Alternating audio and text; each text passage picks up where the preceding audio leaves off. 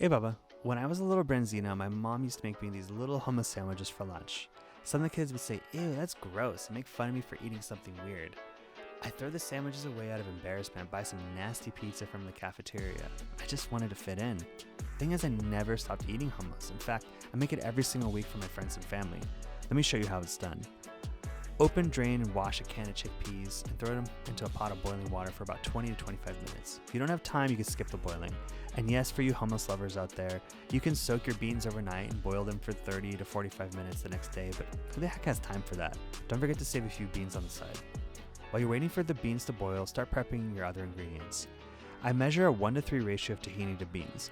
That's like 1.5 cups to about half a cup of tahini in this case. I then make about 1/3 of a cup of fresh squeezed lemon juice. Be sure to save a few more lemons on the side. I like my hummus a little bit more lemony. Then I measure out a half a teaspoon of cumin and a half a teaspoon of salt.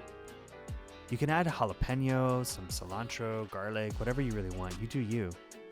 When the beans have cooled down, try to take out some of the skins if you can. If you can't, don't worry, it's not a big deal. Throw them into the food processor with about a 1/4 of a cup of cold water and blend it up for a bit.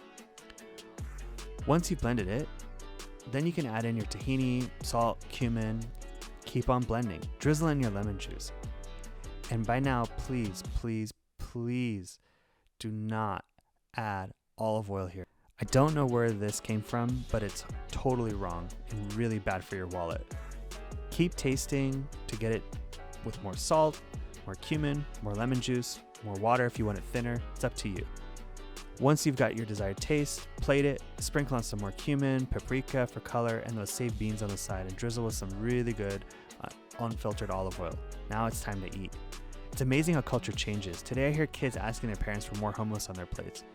If I know what I knew today, I could have told Mr. Branzino Jr. to just be yourself. To get the full recipe in my free 123 email, go to mrbranzino.com where I share 1 photo, 2 thoughts, and 3 links.